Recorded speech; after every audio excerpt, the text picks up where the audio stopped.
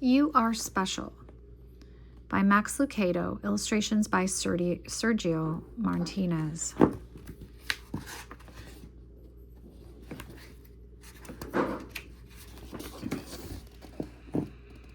The Wemmicks were small wooden people.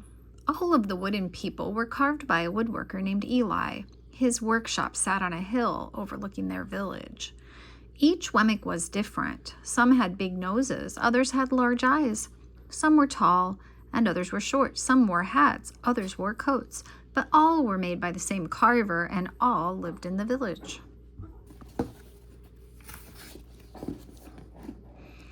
And all day, every day, the Wemmicks did the same thing. They gave each other stickers.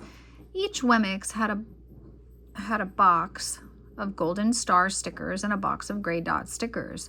Up and down the streets all over the city, people spent their days sticking stars and dots on one another. The pretty ones, those with smooth wood and fine paint, always got stars. But if the wood was rough or the paint chipped, the Wemmicks gave dots. The talented ones got stars too. Some could lift big sticks high above their heads or jump over tall boxes. Still others knew big words or could sing pretty songs. Everyone gave them stars. Some Wemmicks had stars all over them. Every time they got a star, it made them feel so good. It made them want to do something else to get another star. Others, though, could do little.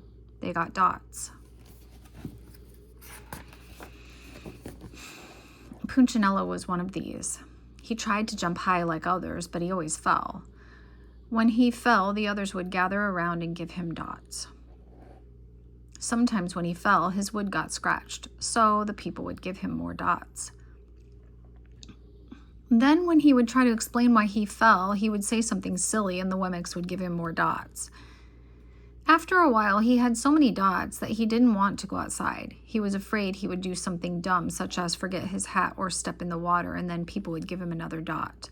In fact, he had so many gray dots that some people would come up and give him one for no reason at all.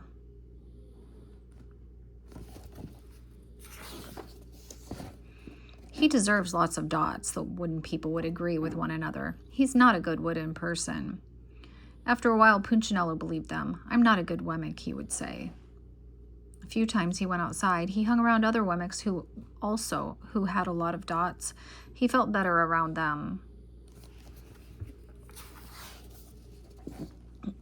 One day he met a Wemmick who was unlike any he'd ever met. She had no dots or stars. She was just wooden. Her name was Lucia. It wasn't that people didn't try to give her stickers. It's just that the stickers didn't stick. Some of the Wemmicks admired Lucia for having no dots, so they would run up and give her a star, but it would fall off.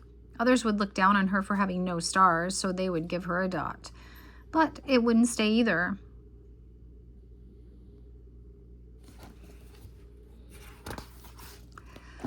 That's the way I want to be, thought Punchinello. I don't want anyone's marks. So he asked her how she did it.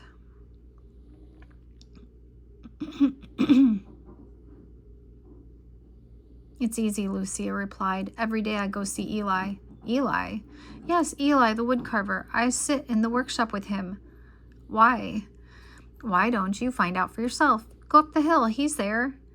And with that, the Wemmick who had no stickers turned and skipped away.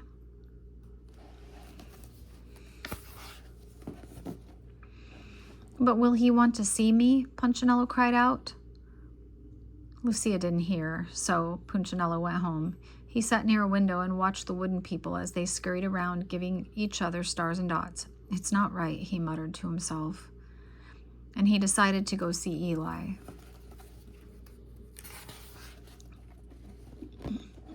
He walked up the narrow path to the top of the hill and stepped into the big shop. His wooden eyes widened at the size of everything. The stool was as tall as he was. He had to stretch on his tiptoes to see the top of the workbench. A hammer was as long as his arm. Punchinello swallowed hard.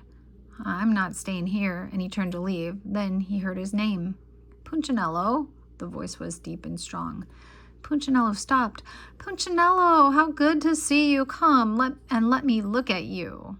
Punchinello turned slowly and looked at the large-bearded craftsman. You know my name? the little Wemmick asked. Of course I do. I made you.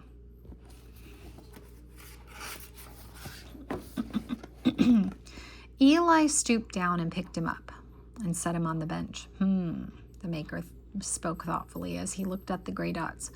Looks like you've been given some bad marks. I didn't mean to, Eli. I really tried hard. Oh, you don't have to defend yourself to me, child. I don't care what the other Wemmicks think. You don't?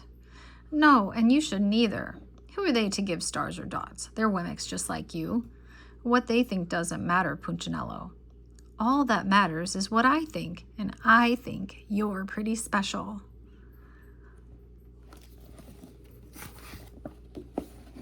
Punchinello laughed. Me? Special? Why? I can't walk fast. I can't jump. My paint is peeling. Why do I matter to you? Eli looked at Punchinello, put his hands on those small wooden shoulders and spoke very slowly. Because you're mine. That's why you matter to me. Punchinello had never had anyone look at him like this, much less his maker. He didn't know what to say.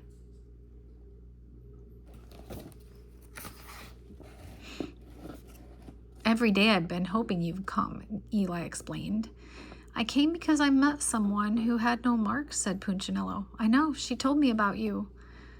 Why don't the stickers stay on her? The maker spoke softly.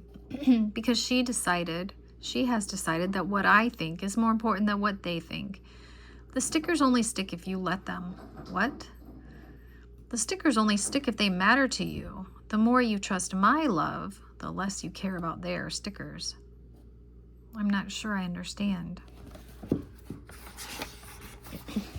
Eli smiled. You will, but it takes time. You've got a lot of marks. For now, just come see me every day and let me remind you how much I care. Eli lifted Punchinello off the back bench and set him on the ground. Remember, Eli said to the Wemmick as the Wemmick walked out the door, you are special because I made you, and I don't make mistakes. Punchinello didn't stop, but in his heart he thought, I think he really means it. And when he did, a dot fell to the ground. The end.